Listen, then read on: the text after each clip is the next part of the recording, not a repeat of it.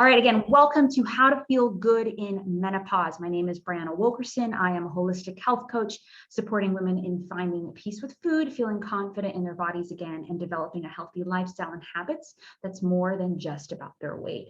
And so I really love supporting women in all ages and walks of life, but primarily a lot of my clients actually tend to be in the perimenopause, menopause phase. And so I really wanted to have this conversation because I think it's a conversation that not only things that I speak with clients, but also that you could benefit from, or someone you know in your life.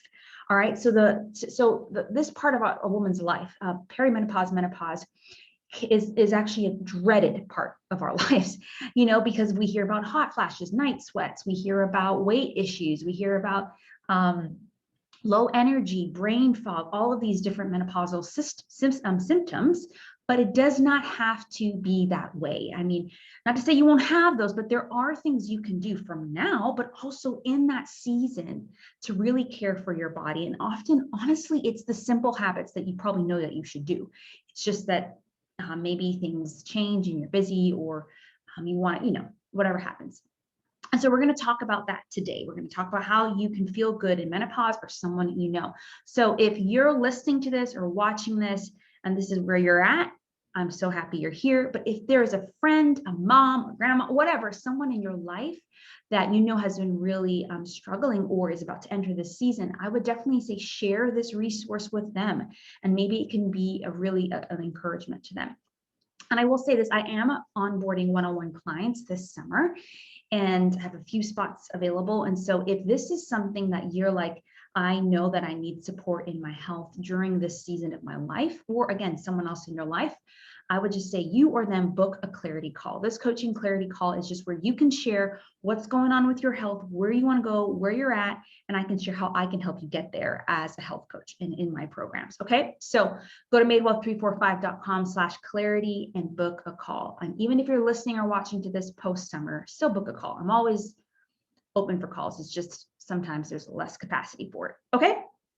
So let's just dive on in. I'm going to kind of give you a brief outline of what we're going to go over today. So today we are going to cover hormones that matter during the menopause and perimenopause phase. And they're not just your reproductive hormones. There are other ones that are very important as well.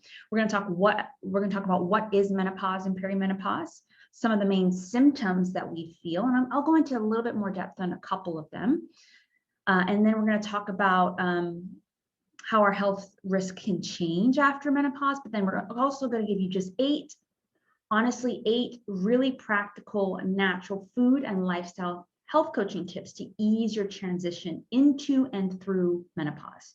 Okay, and so again, dive on in, buckle in if you want to write some notes, if you want to pause this or whatever. And just again, if you're watching this live, use the comments to kind of process as you're going through this. I think this is going to be really beneficial for a lot of women. All right, so let's just talk about hormones one-on-one before we get into anything. So most women know hormones to be estrogen, progesterone, or really the hormones or reproductive ones that are tied to that time of month. I'm going to let you know there's 50 plus hormones in your body, and your endocrine system is a collection of glands that produces those things called hormones to regulate so much more than your menstrual cycle. Helps regulate your metabolism, your growth and development, your tissue function, your sexual function and health, reproduction, sleep, mood, and among other things. These hormones act as chemical messengers that are literally like a telephone line, right? Like it's like, okay, hello, I'm gonna send you, a hormone is released from different parts of your body. And there's kind of like a lock and key thing. So it's released somewhere in that little telephone line. And then it's supposed to lock somewhere else in your body. But when there are disruptors, what we call endocrine disruptors, when there's an imbalance in your hormones, it's not locking the way it should. And so your body cannot communicate with itself. And that's why we say messenger. Hormones are a communication tool. That if there is an imbalance or something is going on, it cannot communicate. They're ideally supposed to act like a symphony. People that play a beautiful orchestra or symphony, they're communicating with each other. They know when this person plays, when this person comes in, and all that stuff. And they have to be in tune with each other, just the way, like, honestly, you can tell when something's not in tune, right? You can be like, screech, that's flat, or that's sharp, and it's the same thing. Honestly, you probably know when you're not feeling your best, right? You might not know it's a hormone imbalance, but you know when something's not balanced, right, in your body. Because guess what? Your hormones affect every tissue and organ in your body. They impact your gut function again. Remember, they impact your muscle and growth recovery, your bone health, and your brain function. So when they are out of whack, your body is imbalanced. Now, there are different parts of your endocrine system. I'm just going to cover a few, not going to go into details too much. But your pituitary gland is really only the size of a little pea, but is your master gland when it comes to your hormones. It controls your growth, development, but also governs functions in the other endocrine glands. Your hypothalamus is a part of your brain that links to your nervous system, and then, of course, into your endocrine system. It's located above the pituitary gland and works with it closely. It primarily monitors things such as thirst, fatigue, and body temperature. Your pineal gland is located in the brain as well, and this gland releases melatonin when your light levels decrease, your sleepy hormone, right, and helps you to regulate your sleep. And of course, because of that, has a really close relationship with your hypothalamus. Your thyroid gland is known as a little butterfly gland. It's located in the front of your neck and is in charge of so many functions. It's in charge of energy production, metabolism, growth, body maturity, calcium, and so much more. And it works together with your some other glands in your endocrine system to monitor your thyroid stimulating hormone, which is your TSH. I'm not even going to try to pronounce the other ones. I'm going to say T3, T4, and reverse T3. And then you have your parathyroid glands. The 4 tiny glands are attached to the thyroid and help regulate things like your calcium levels in your blood and your bones. They release a hormone that acts on the kidneys, small intestines, and bones to increase those blood calcium levels. Your thymus is located below your thyroid, above your heart, and it secretes hormones that are in charge of stimulating the production of pathogen-fighting T cells to boost your immunity. What's interesting is this gland is more active in babies and adolescents and shrinks as you grow up into adulthood. Your adrenal glands, located on the top of your kidneys, these glands produce hormones that govern your sympathetic nervous system, that fight or flight response. So that what we would consider stress to our body and our minds. It regulates ones like cortisol. I can never say this one. I'm not even going to try. It starts with an E. Epinephrine. That's not right. They also help regulate blood pressure, metabolism, and secrete a small amount of testosterone. Your pancreas, in addition to producing digestive enzymes, your pancreas helps produce insulin and glucagon. These are the hormones that monitor and control your blood glucose levels and energy levels. Very, very important. Your kidneys can detect hypoxia, which is low levels of oxygen in the tissue level, and they will secrete a couple different hormones to help stimulate the production of red blood cells in your bone marrow. Your heart produces an array of hormones, including ADH, that helps your kidneys to expel water, which also reduces blood volume and decreases blood pressure. Your stomach is filled with gastrin when it's full, and it will secrete gastric acid to break down food. And then we have our ovaries, which helps govern all the different parts of our female reproductive system: our estrogen, progesterone, follicle stimulating hormone, luteinizing hormone, testosterone, and so forth. And then if you're a man, you have your testes, which obviously we're talking about women. Women also have testosterone, okay? By the way, we also have testosterone, but it plays a different role in us than versus men, okay? So that's just an overall glance of this beautiful endocrine system that your body has and the various functions that the glands, the organs, and the hormones can play, okay? So what hormones, as you enter the perimenopause and menopause phase, are really important to consider? Well, all of them. Right? You never stop being hormonal. I had Dr. Marisa Snyder, who is definitely an amazing person, and her resources to check out around hormones. She's been on the podcast twice, the More Than You Weight podcast. And I just loved it. On the first episode, she mentioned, like, you're always hormonal. And that is true, because we're like, oh, I'm just hormonal typically when we're having our menstrual cycle or period. Well, your hormones are going and are present all throughout your menstrual cycle. First of all, your reproductive hormones are, but you have tons of other hormones, as we just talked about: cortisol, insulin, glucagon, leptin, ghrelin, all these other ones. So we are always hormonal. So we want to make sure that our hormones are always in balance, or as much as they can be. All right, but as we enter the perimenopause phase, your body becomes more sensitive to some particular hormones, and they become really important. And obviously, estrogen decreases, and so does progesterone, decreases as you enter the perimenopause, menopause phase, because you're less fertile, your ovaries don't produce them as much. And in some cases, your body will still have a little bit of those from other places, but from your ovaries, not really, as you enter that stage. And so that transition can be hard on the body. But if you're doing some of these healthy habits and lifestyle and food changes, it can reduce the impact of that, okay?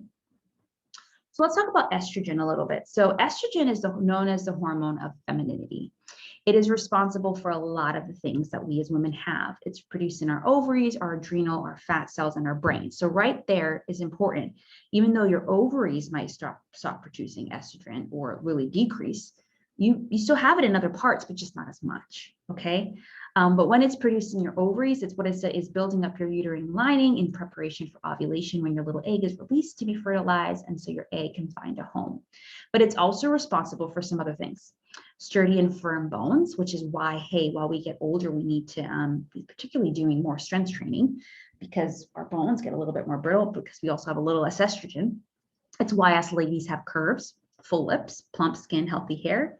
It keeps our mucous membranes healthy and our pelvic muscles healthy. Can keep our brain firing and our heart in shape, and can regulate cholesterol in the urinary tract. Imbalances come from a variety of things, right? So obviously, as we approach the perimenopause, menopause phase, there's going to be like volatile levels because of different things, but also there are things that we are doing in our life that can contribute it to. So environmental toxins, and that's why I talk a lot about reducing toxic load, because they have a lot of environmental toxins, but a lot of cosmetic ones, but in particular, personal care toxins have toxins that mimic your estrogen and your endocrine system. So they're endocrine disruptors and estrogen mimickers. And so your body's not able, they're thinking it has it, but it doesn't really. Poor detoxification, if your body is not detoxifying itself the way it should, your liver, your kidneys, your skin, your gut are also 4 main detoxifying pathways. Aging, of course, giving birth. So there's many reasons, and like lifestyle, ages, seasons that can contribute to it. And so what we want to consider is, as we enter certain seasons like perimenopause and menopause, what can we be doing lifestyle-wise to make this process easier? Okay. Let's see.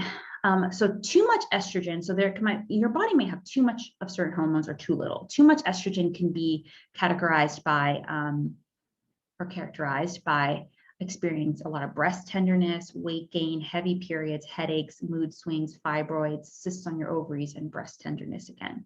Too little can be contribute to the night sweats, insomnia, depression, vaginal dryness, and incontinence. And so obviously that, which both of those, a lot of those are symptoms that you may be feeling during menopause because of that fluctuation. Progesterone is your keep calm and carry on hormone. It has the ability to soothe the nervous system. It is also very important post-ovulation to preparing the endometrium, your endo area, the lining of the uterus to prepare for potential pregnancy. It has other roles in the body. It supports breast, cardiovascular, and nervous system health, helps maintain healthy brain function and mood regulation, plays a role in easing anxiety, facilitating memory, promoting healthy sleep and relaxation. So there you go. Progesterone has a lot to do with some of the symptoms you feel. So like, some of the symptoms, we'll talk about this a little bit later, but brain fog and, mood and anxiety swings. It's understandable that you feel those because progesterone is decreasing as you enter into that menopause phase. And too little progesterone in general, not just as you enter the perimenopause, menopause phase, can be linked to things like anxiety, insomnia, uncontrollable crying, irregular or shorter menstrual cycles, infertility, and so forth, right? So again, these are two very to consider at any point in your life as a woman, but also as we go into that perimenopause, menopause phase. Testosterone, again, is not just a male hormone. Women have this vital hormone, though in smaller amounts. It's great. It's very important for our mood, libido, energy, accumulation of body fat, hair, muscle strength, bone health, as well as mental acuity. It's produced in small amounts in females and actually may drop dramatically during your monthly cycle. Imbalances can be caused by other hormone imbalances, conditions like PCOS. Too much testosterone can be indicated by polycystic ovary syndrome, PCOS, oily skin, acne, unwanted hair, increased muscle mass, decreased breast size. Too little can be characterized or categorized, whichever one, by losing muscle mass, less libido, feeling less motivated, feeling depressed, or crying all the time. All right, so we talked about estrogen, progesterone, and testosterone. Now, cortisol is your body's main stress hormone, and you actually need this. Cortisol is very high in the morning because it helps you feel alert, helps you be alert for the day. It's released by your adrenal glands at any sign of stress, physical, emotional, or mental. It's like your alpha hormone. You need it for survival.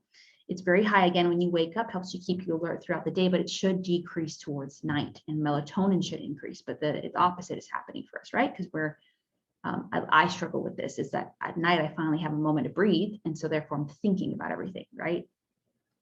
Cortisol also mobilizes energy for storage sites in the body for immediate use, reduces inflammation and allergies, prevents the loss of sodium in the urine to help maintain blood volume and blood pressure, helps maintain mood and stability levels, mood and emotional stability. If you're too stressed or you're burnt out, you might have too much cortisol. You might have that wide and tired feeling where your brain is very active, but your body's exhausted. Too little cortisol can lead to like an imbalance in what we call your HPA axis, your hypothalamus, pituitary, and adrenal axis. They all connect together, which can leave you completely exhausted with a weakened immune system. Okay, so far we talked about cortisol, testosterone, progesterone, and estrogen, and let's talk about thyroid. So the thyroid gland is produces mainly, it converts it all into T3 and T4. T3 is the active form. The body does a little to make T3 on its own, but 80% of the active thyroid hormones is converted from T4 to T3. Either way, T3 is a major role in regulating the body's metabolism, heart function, digestion, muscle control, brain development, and bone maintenance. In other words, it helps you feel and stay slender, prevents brain fog, and keeps you happy. Imbalances can be caused by heavy metals, infections, inflammation, autoimmune conditions, stress, nutrient deficiencies, medications, and fluoride, which can lead to weight loss or weight gain, heat or cold intolerance, anxiety or depression, racing or slowing heart, memory loss, insomnia, hair loss, menstrual irregularities, loose stools, or constipation.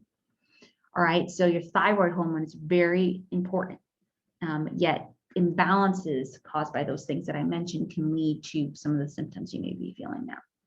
Next is insulin. Insulin is your building or storage hormone. It's produced in the pancreas in response to energy. Whenever you eat proteins, fats, or carbs, but particularly carbs, they break down into sugar in your body, and your body's saying you can't have that sugar in your blood, so let's store it. Stores it in your muscle or your liver. But the issue is that only has a certain amount of capacity. When you're eating more insulin than your body is then using or releasing, it gets stored as fat. From that point on, like typically, if you're not careful, if you consistently are taking in more insulin and energy than you're using, your body could eventually become insulin resistant.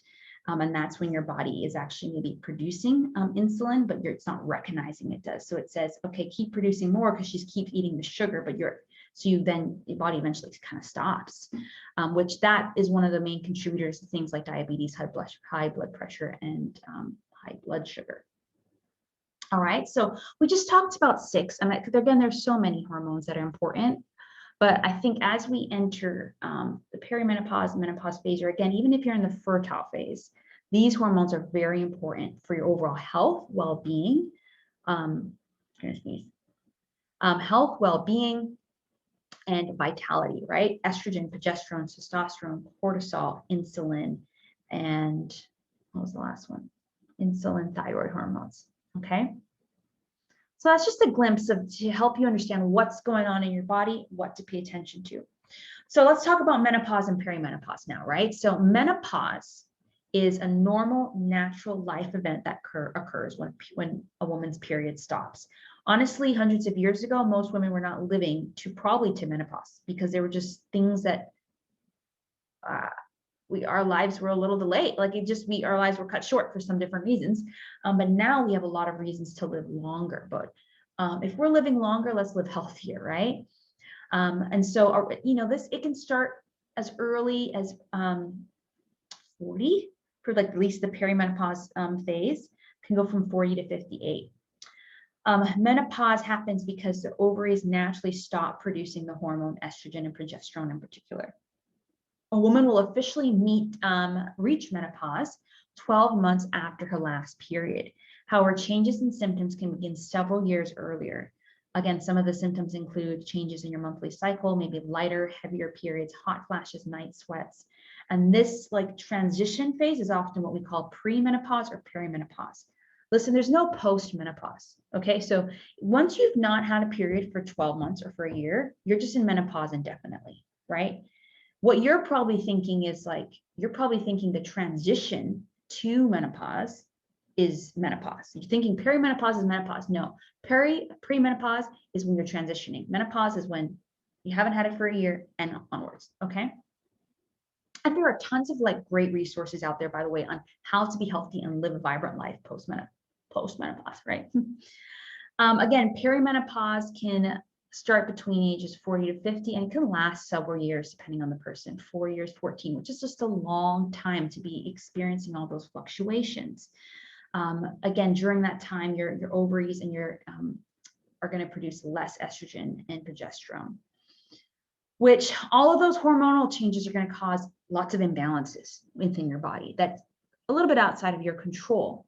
But as I mentioned when I talked about the other hormones, as well as lifestyle stuff, there are things you can do to ease the symptoms and experience vibrancy in life, even as you approach that phase. I love this quote from Oprah Winfrey. So many women I've talked to see menopause as ending, but I've discovered this is your moment to reinvent yourself after years of focusing on the needs of everyone else. It's your opportunity to get clear about what matters to you and then pursue that with all of your energy, time, and talent. And Dr. Christine Northrup, she talks a lot about this too, just like how menopause is the second half of your life. And it's a time for really for you to take care. I mean, I'm not saying you should be taking care of yourself, right?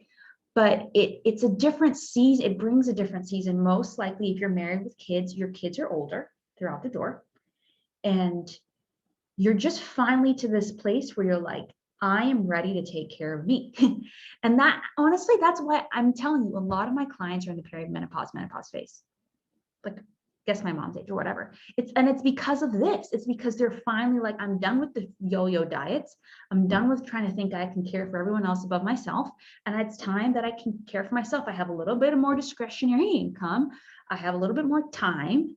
And so it is the perfect time to really focus on what matters to you and particularly your health. Because if not, I was just talking with someone this week, if not, you are going, even if you're not on any medication, even if you're not experiencing a lot of things in your health right now, it's you could if you're not going to change your life and your habits for good, okay? So what are some symptoms that you may be feeling or you might feel as you approach this menopause phase? I'm going to mention 12. I'm not going to go into too much depth. I'm just going to mention them, and then I'm going to mention what may cause those. And then I'm probably going to talk a little bit more about 2. So your changes in periods, as we talked about this, right? So you have shorter, longer, lighter, heavier, more, less frequent, fluctuating, and that's caused by, the fluctuating hormone levels, could be caused by infections and amongst other things, even hormonal contraceptives, if you're kind of going off those. But in Dr. Maurice's book, I'm reading her latest book, The Essential Oils Menopause Solution, actually. And I think somewhere in there, she talked about how really what happens to you is your body, why your period levels may change. Your body realizes, oh, okay, during perimenopause, we're soon not going to have any more eggs left. So let's just push a bunch. Let's just push. And so there's just a lot more bleeding. There's just it's just trying to give you one last shot, but also just kind of recognizing that it's going to finish soon. And so it's trying to get rid of that. And sometimes your body may be trying to get rid of that a lot at one time.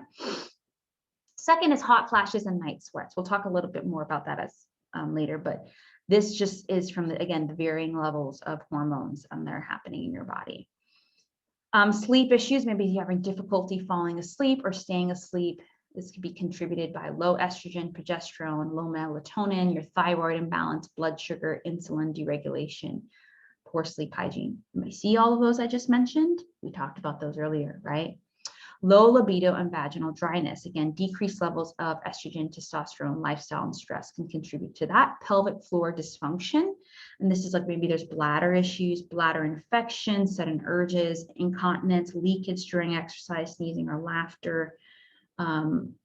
Maybe certain intense activities are weakening your pelvic floor. So actually in this stage, I've done a lot of this, like pregnant and postpartum is strengthening my pelvic floor, but particularly in this stage, maybe you really need to do some exercises that do that because of the natural tendency for the pelvic floor to have a little bit of dysfunction. 6, mood swings, anxiety, and depression, including irritability. So wild hormonal fluctuations contribute to this. Again, estrogen, progesterone, lack of sleep, gut issues, low thyroid function. So again, hormone levels, but also lifestyle factors. Brain fog and cognitive function, maybe it's difficult focusing on things because of those hormone imbalances, thinning hair on your head, weight gain, including waist circumference, joint and muscles may feel stiff and achy, headaches, low energy and fatigue. Again, that may be caused by that too much cortisol, insulin resistance, Russian women syndrome, which is a thing, and maybe too much or too little activity. But the huge variety of these symptoms is because the hormone estrogen is used by many parts of the body, and your ovaries produce a huge amount of them. And again, your different parts of your body produce estrogen, but not in the same quantity as your ovaries. Other important factors to consider, particularly after menopause, are there are metabolic and fat cells. Your fat cells change, so it may be easier for you as a woman to gain weight. Increased risk of heart disease and type 2 diabetes, your bones become less dense and risk of fracture increases. And this is why monitoring your healthy habits, not just your nutrition, but multiple ones, can help with that weight management, but also why body, even if it's body weight strength training, like it's very important no matter what season you're in. Okay. So it is important, menopause is an important transition in our lives, but we can use it as a reminder, a little like aha light bulb moment to take care of our health and our wellness. So let's talk a little bit about how hot flashes and night sweats and then weight gain, but then I'll go and give you the solutions, 8 tips. Okay. So hot flashes and night sweats. Here's a quote. When I asked for a smoking hot body, menopause was not quite what I had in mind. So hot flashes are a common part of menopause. It involves a sudden internal heat wave, which often includes sweating, flushing of the skin, and increased heart rate. This is because of hormonal changes. Your estrogen level drops, which affects your ovaries, and another hormone called your luteinizing hormone, which can lead to the release of the stress hormone adrenaline, which starts the hot flash. Hot flash usually lasts about 1 to 5 minutes and are frequently followed by a cold chill. Like your body's trying to cool itself down, basically. A nighttime hot flash is called the night sweat. They can interfere with sleep, and this lack of enough quality sleep, which is then contributes to the rest of the stuff, right? Mood swings and all that. But hot flashes can also be worsened by some foods and drinks like coffee, spicy food, sugar, and even large meals, which is then the importance of that whole food diet that I talk about, right? Which those things can then contribute to just weight gain, stress smoking, stress or smoking, intense exercise, all those sort of things. Like, so it's all like connected. You cannot just address one thing. You start with one thing, but it just starting with one thing will contribute to the other things as well. Menopausal weight gain is common for women as they enter the perimenopause phase. Again, linked to these hormonal changes. And you might see an increase around your belly fat, abdominal. And that's mainly because your hormone changes shift the weight distribution in your body. Another is your muscle mass decreases with age. So you're more likely when you gain weight for it to be fat if you're not doing those weight-bearing exercises. And menopausal weight gain can increase your risk of severe chronic diseases such as heart disease, type 2 diabetes, breathing problems, and so forth. Okay, even cancers of the breast, colon, or endometrium. So it isn't inevitable, though. There are things such as healthy eating, lifestyle habits that can fight those. And let's get into those, okay? So, I mean, we've talked about a lot of things so far, right? We've talked about, what are hormones and the role they play in our body and the endocrine system. We talked about the ones that are important during perimenopause, menopause phase. We talked about what is menopause and perimenopause. We talked about some symptoms. And then now let's get into some of the solutions that may feel like this, Brianna, this is so simple. But all the work, just all the research I've done on hormones, all the experts I've interviewed, and all the stuff I've learned on anything when it comes to the body, it is those consistent healthy habits that just maybe need to be tweaked a little bit or something needs to be altered. But when you do those consistently, you have a healthy, vibrant life. I promise you. But sometimes for different reasons, it's hard to get going again, or we feel like we have the all or nothing mentality, or we're just frustrated because we were once very consistent, now we're not. Like, put all of those aside and get the support you need to really make this something you do consistently. All right, so here are 8 tips. First, speaking of, I'm going to drink a sip of water. Hydrate. When you drink enough water, you're replenishing the fluid loss, particularly with hot flashes, night sweats, and exercise. Drinking a glass of water before a meal can also reduce how much you eat. But also just drinking the water helps your body system work the way it should with proper hydration. A couple tips of this can literally be sneak in a glass or 2 first thing in the morning when you wake up, have a glass, or have a glass at your nightstand. So it's easy to grab right first thing in the morning. Or for me, because I wake up quite a bit with my daughter, I have water there all the time to drink. If you don't like plain water, make it spicy. I mean, add some fresh fruits, add some essential oils, add some frozen berries. You can even try herbal tea. Carry a large bottle with you all day. I have a bottle somewhere around here that I carry and I try to refill constantly. And again, if night sweats or something, having that cool water. So just make it simple and easy to drink water. And that often is, you need a visual cue. Okay, so let me know, is hydration something you want to work on, and which one of those tips or something else that you have maybe heard of that you want to implement. Okay.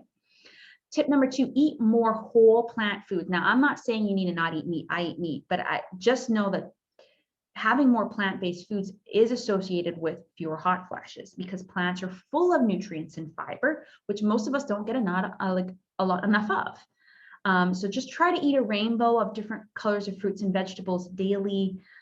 Fiber, again, also helps fill you up, helps you feel longer. It stabilizes your blood sugar, reduces cravings, which is important during the menopause phase, right? And also it adds to your happy gut health. Our gut health is so important, okay? So caring for our gut health in that way through some fiber. Eat some veggies, fruit, beans, nuts, seeds at every meal and snack. Calcium is also important to try to include in our diet, right? So you can get those from a lot of whole food sources, not just milk. So sesame and chia seeds are really great source of omega-3s and healthy fats, but also calcium. Almonds, Brazil nuts, and hazelnuts, white kidney, northern or black beans, leafy greens like collards, mustard greens, spinach, and kale, vegetables, and even seaweed. I'm not eating seaweed, but you can try it. But just know flax in particular, we'll talk about flax, has been shown to help reduce both hot flashes and even the risk of breast cancer because it contains a hormone balancing compound called lignan. I think that's how you say it. It's also a source of fiber, protein, and omega-3. So adding 1 to 2 tablespoons in a smoothie or baking or your oatmeal daily can really help. Okay, so 1, hydrate. 2, eat more plant-based foods. 3, eat high quality protein. So protein helps to slightly increase your metabolism and give your muscles the amino acids they need to stay strong. It also helps you feel fuller longer, which is great if hunger and weight gain is a concern, and helps reduce bone loss that can happen very fast during this time. Foods with high quality protein include meat and poultry. I was going to say pastry, not the same thing. Fish and shellfish, eggs, beans, and lentils, nuts, and seed. Particularly for the animals, you aim for organic, wild, and pasture raised. Okay. So then number 4, enjoy within limits. And I love this one because I'm all about that food freedom. It's not to say you can't have that cookie, you can't have that glass of wine, but we want to just make sure our calories and our nutrition is primarily coming not from empty calories, but that every calorie that we have has the most nutrition possible, because it's going to help with that weight gain. It's going to help with those hormone balancing stuff, right? So you just want to reduce how much of those things that you're having, and drink more water, eat more nutrition. So caffeine's one of those. Like, we don't need as much caffeine as we think we do. Processed food, anything with added salt or sugar, alcohol. And I love helping clients do this either like as a reset, removing all of these at one time, or doing one at a time, whichever is easier for them. And if you are concerned about hot flashes, removing spicy foods in particular, right? And then number 5, move, exercise. It is a powerful tool for all stages of our life of health and wellness, but particularly the menopause stage. Some of the benefits of regular exercise include staving off that excess weight gain by burning calories and increasing fat burning muscle mass, a healthy weight, which again differs depending on your body and who you are and all that. Well, healthy weight then will reduce the risk of heart disease and type 2 diabetes, will reduce the risk of cancer, strengthen your bones by slowing bone loss and reducing risk of fractures, brain and mind mood boosting. Adults who are physically active have lower risk of mood issues and cognitive decline. It can improve your sleep. Exercise in the day helps you sleep better at night. Stress relief, improved quality of life. My goodness, let's move. And I love and adore, it's one of my greatest honors and privileges in life to help clients move more. And how I move might be different than how they move, but I know a lot about exercise. I've taken some certification here too, and I've been doing it for a lot of years. And I just love to help clients create a consistent variety and routine in their life. And, you know, we could say have a balance of cardio, strength training, and flexibility. Yes. But I think the biggest thing is being consistent. And we talked a little bit about that last week when we talked about moving more. Again, there are a lot of different ways. And I do think having some sort of aerobic exercise, some weight training and balance and flexibility is key. And you can do that through a variety of different types of exercises. But whatever you choose, make sure you do it safely, warm up and cool down well. Try to get bonus points for getting outside. And again, the best exercise is something you can actually do and you'll actually do. All right. So 1, we talked about hydration. 2, we talked about plant-based foods. 3, I totally forgot these now. 3, more high quality protein. 4, enjoy within limits. 5, exercise. And then now let's talk about good quality sleep. Again, there are sometimes some symptoms or things going on in your body that may make that harder. But there is something we can do. And I think this is what I want to empower all my clients and you listening, you watching, to realize. There are things that are going to happen to you in life. There are things that are part of the stage of life you're in. Like, I am a new mom and I have a 1-year-old, and my life is busy and full, and my days are very busy and full, and even my nights. But are there things that I can do to help with my sleep? Yes, there are absolutely things I can do. And I've learned that after being in quarantine with her too, right? And we're going to talk about sleep next week here for next week's Facebook Live. I'm going to talk about 3 ways I went from sleep deprivation to well-rested. That's good. Who doesn't want to feel well-rested? So there are things that you can do, and it's very important because guess what? Sleep does help with weight management. It also helps with memory, mood, and concentration, and so much more. Obviously, how much you sleep will depend on who you are, but I think a good rule of thumb is 7. But in order, I think creating a good sleep routine is key here. And you could either try going to sleep at the same time every night, cutting off all access to technology 1 hour before bedtime, reading with a low light, dimming your lights after a certain time so your body can produce melatonin, listening to soothing music. If night sweats are concerned, lowering the thermostat at night. And so there's many different things you can alter to your sleep routine. I think it's just picking one, going from there. So if sleep is something you want to work on, let me know. And again, if you're watching this and you're not even in the perimenopause phase, all of this is still applicable, right? But these in particular can really help in that phase. All right, number 7, relieve and reduce stress. If you want to feel good in menopause, you need to stress less, because that cortisol, that adrenaline, All of those hormones are going to mess with your insulin. They're going to mess with your melatonin. They're going to mess with other hormones, and they're really going to contribute to those symptoms that we were talking about. So we can try some deep breathing when we're feeling overwhelmed and really getting that lower body, lower stomach, deep breath, meditation, gentle exercise that releases stress, repetitive movement like coloring, knitting, crocheting, spending time with people and even pets you love, like whatever helps you relieve stress. And you probably know what it is. You're just not giving yourself permission enough to do it. And then finally, so number one, we talked, let me see if I can get these now. Number one, we talked about hydration, plant-based food, high quality protein, exercise, sleep, enjoying within limits, and reducing stress, and then getting support in your new habits. Any health and lifestyle change can be difficult to do on your own. Just, it can. Sometimes having support from a family member, friend, or health coach can make all the difference in the world. Try teaming up with somebody who knows what they're doing, but also maybe be on the same journey, but also can really help customize that journey for you where you're at.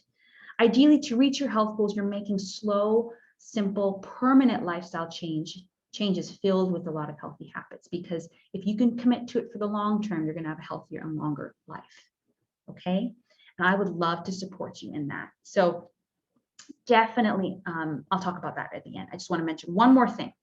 Supplements is also something that can help you, like natural supplements. I definitely recommend checking out Dr. Marisa Snyder or even Dr. Axe, because they have a lot of stuff around some supplements that can help you. You know, ashwagandha, there's some other great ones, maca, even matcha. Those are like herbs and stuff like that. But I think the biggest thing is like, let's not supplement our health away. Like, we need to make these lifestyle changes. And so even as I talk about yesterday, I had a class on essential oils for hormones and women's health.